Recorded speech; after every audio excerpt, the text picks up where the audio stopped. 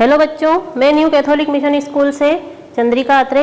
आज हम पढ़ रहे हैं कक्षा 10वीं हिंदी का पाठ्यक्रम स्पर्श भाग 2, है ना। इसके पहले वाले वीडियो में हमने बड़े भाई साहब पार्ट की थोड़ी सी स्टोरी समझी थी। आज हम सेकंड पार्ट कवर कर रहे हैं। चूंकि जैसे आपने देखा कि बड़े भाई साहब पार्ट में जब हमारी शुरुआत हुई थी तो हमने लेखक और बड़े भाई साहब दोनों के आपस के विचारों को हमने समझा, उनको आपस में एक दूसरे के विचारों को दिखाते समझाते हुए देखा हमने कि कैसे दोनों एक दूसरे को समझने में नाकामयाब हो रहे हैं, लेकिन दोनों अपनी अपनी जगह पर सही हैं। ये भी हमें इस कहानी से पता चल रहा है। लेकिन अब हम थोड़ा सा आगे और बढ़ रहे हैं। हमारे पास पार्ट काफ़ी हमारा बड़ा है, इसलिए हम थोड़ा सा इसको और सेकेंड पार्ट में कंप्लीट करने की कोशिश कर रहे हैं।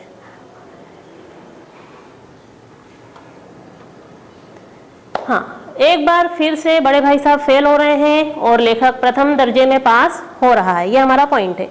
फिर सालाना इम्तिहान हुए, कुछ ऐसा संयोग हुआ कि बड़े भाई साहब फिर फेल हो गए और मैं फिर पास हो गया। बहुत मेहनत करी लेकिन फिर भी बड़े भाई साहब फेल हो गए। उन पर मुझे दया भी बहुत आ रही थी और मन ही मन में ये भी सोच रहा था कि काश अगले साल फिर भाई साहब फेल हो जाएं और मैं फिर पास हो जाऊं, ताकि फिर से हम दोनों समकक्ष हो जाएं।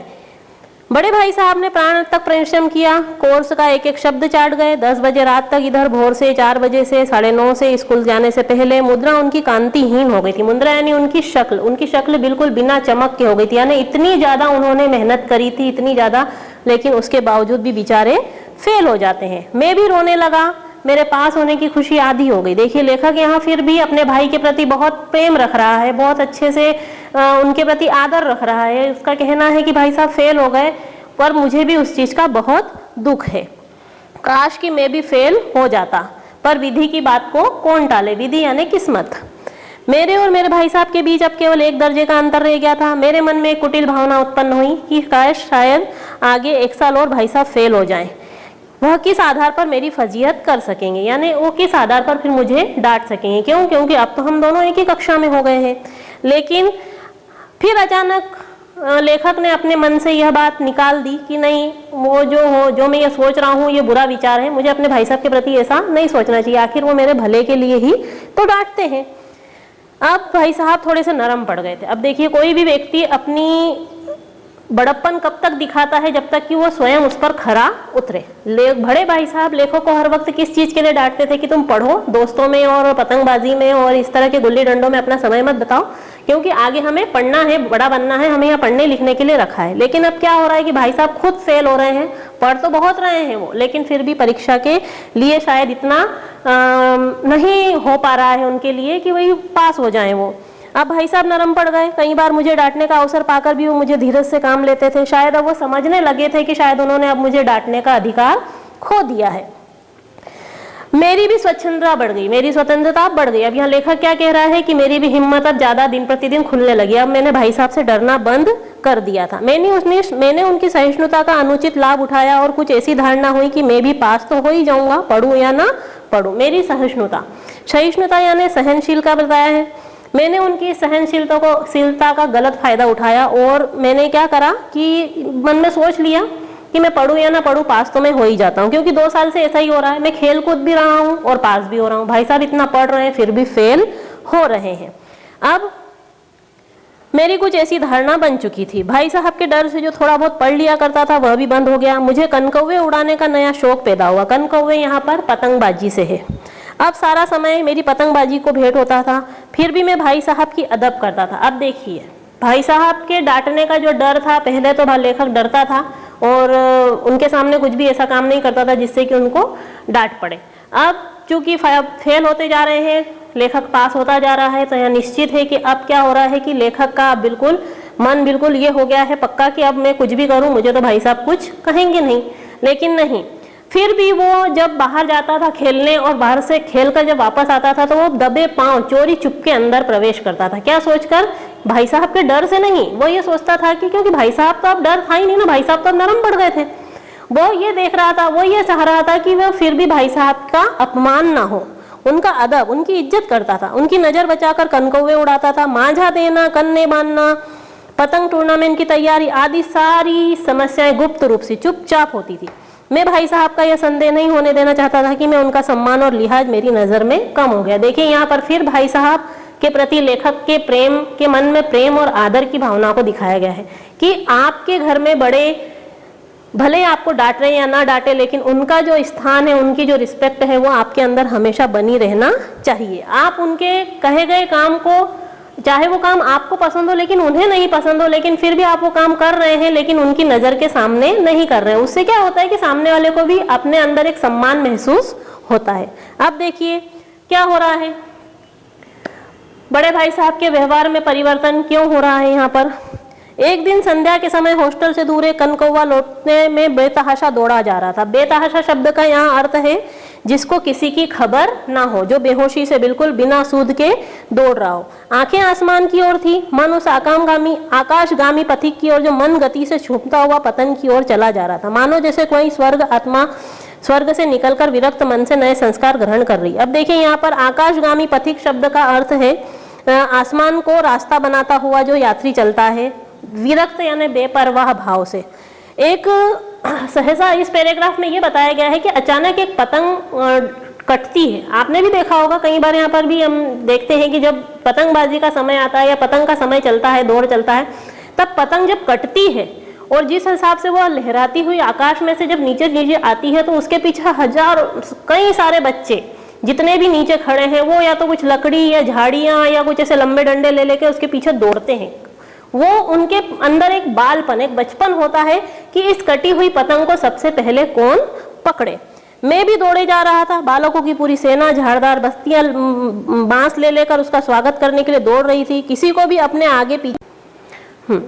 अब अगला पॉइंट है हमारा, लेखक का रंगे हाथों पतंगबाजी से पकड़े जाना। एक बार क्या होता है कि एक कटी हुई पतंग को लूटने की फिराक में कुछ बच्चे दौड़े जा रहे हैं, उसमें हमारा लेखक भी है, और अचानक वो सामने उनके भाई साहब आ जाते हैं। भाई साहब से उनकी मुठभेड़ हो जाती है, जो शायद बाजार से लौट रहे थे। उन्होंने उसी वक्त छोटे भाई का यानी लेखक का हाथ पकड़ लिया और बड़े क्रोध के साथ उसे खींचते हुए अपने घर को ले आए और कहा उग्र भाव से, क्या कहा सुनिए, इन बाजारी लड़कों के साथ ढेले के कनकौवे लूटते हुए तुम्हें शर्म नहीं आती? तुम्हें इसका बिल्कुल लिहाज नहीं है कि अब तुम नीची जमात में नहीं हो बल्कि 8वीं जमात में आ गए हो, मुझे केवल एक दर्जा नीचे हो। आखिर आदमी को कुछ तो अपनी पोजीशन का ख्याल रखना चाहिए। देखिए इतने समय से जो भाई साहब चुप थे, जब वो शुरू में तो उन्हें बहुत डांटते थे, लेकिन बीच में उन्होंने अपना व्यवहार परिवर्तन कर लिया था। ये अभी हमने पिछली बार देखा कि अब भाई साहब ने डांटना बंद कर दिया था। उसका क्या नतीजा हुआ कि लेखक की अब क्या है कि मस्ती ज्यादा बढ़ गई थी।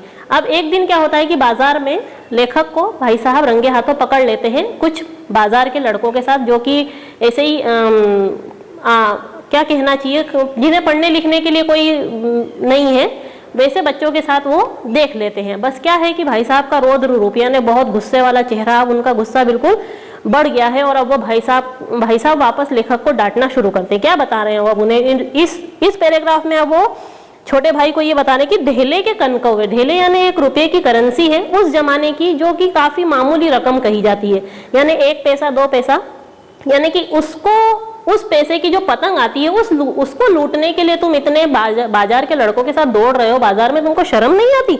अब तुम नीचे जमात में, यानी अब तुम कोई छोटी कक्षा में नहीं हो, 8वीं में आ गए हो, यानी मिडिल में आ गए हो। अब तो कम से कम अपनी पोजीशन का, यानी व्यक्ति अगर कुछ भी करे तो उसे अपनी पोजीशन का ध्यान रखना चाहिए। अब भाई साहब का डांटना बंद नहीं हो रहा है। अब उन्होंने उसके क्या क्या उदाहरण दिए भाई साहब ने लेखक को ये समझाने के लिए कि वो जिस स्तर पर आ गया है, जिस दर्जे में वो आ गया है, उस दर्जे में कभी कभी बड़े बड़े लोग तहसीलदार बन जाते थे। जैसे कि एक जमाना था जब 8वीं पास करके लोग नायब तहसीलदार हो जाते। वाकई में सही बात है, आजकल कंपटीशन बढ़ गया है, आज आप कितनी भी डिग्री हासिल कर लो लेकिन हम उस पोस्ट तक पहुंच नहीं पाते। लेकिन पहले क्या था, पहले इतनी छोटी सी पढ़ाई यानी मिडिल 9, 10th तक आप अगर पढ़ लेते हैं तो आपको एक अच्छी पोस्ट के लिए आपको एक काम या रोजगार मिल जाता है, आपको अच्छी नौकरी मिल जाती है। अब देखिए 8वीं पास व्यक्ति नायब तहसीलदार बन सकता है, डिप्टी मजिस्ट्रेट बन सकता है, सुपरिटेंडेंट बन सकता है, यानी कि उस समय की पोस्ट 8वीं कक्षा के लिए काफी ऊंची मानी जाती थी। बड़े बड़े जो विद्वान हैं वो भी मात हाथी का मतलब यहाँ पर है उनके कहे अनुसार, यानी बड़े बड़े लोग भी उनके कहे अनुसार चलते थे। अगर कोई व्यक्ति मिडिल पास करके 8वीं कक्षा पास करके कुछ पोस्ट पर आ जाता था, और तुम उसी दर्जे में आकर इन बाजारी लड़कों के साथ कनकौवे उड़ाने के लिए दौड़ रहे हो, मुझे तुम्हारी इस कम अकल पर बहुत दुख हो रहा है। यानी अब यहाँ पर भाई साहब कह रहे हैं कि मुझे वाकई में बहुत दुख हो रहा है कि तुम पास तो हो रहे हो लेकिन फिर भी तुम्हें अपनी पोस्ट का बिल्कुल भी ध्यान नहीं है। तुम जहीन हो, जहीन हो यानी मुझे पता है कि तुम बहुत इंटेलिजेंट हो, लेकिन इसमें कोई शक नहीं है, लेकिन जरूरी नहीं कि आप अपनी पोजीशन को ही दिन प्रतिदिन खत्म करते जाओ। तुम अपने दिल से ये समझते होंगे कि भाई साहब से महज एक दर्जा नीचे ही तो हूँ, अब तो उन्हें मुझे कुछ कहने का हक नहीं है, लेकिन यह तुम्हारी गलती है। मैं जो तुमसे 5 साल बड़ा हूँ, इस अंतर को तो तुम तो क्या भगवान भी नहीं मिटा सकते। और परीक्षकों का हाल रहा, यानी परीक्षकों का यानी यहाँ पर एग्जामिनरों के बारे में बता रहे हैं कि निसंदेह तुम अगले साल मेरे कक्षा में भी आ जाओगे, मुझसे आगे भी निकल जाओगे, मुझे कोई फर्क नहीं पड़ रहा है, लेकिन तुम्हारे और मेरे अंदर जो 5 साल का अंतर है उसे कोई भी खत्म नहीं कर सकता। मैं तुमसे बड़ा हूँ तो हमेशा तुमसे मैं बड़ा ही रहूंगा, और मुझे हमेशा तुम्हें कुछ न कुछ गलत करने पर डांटने का जो हक है वो मुझसे कोई छीन नहीं सकता।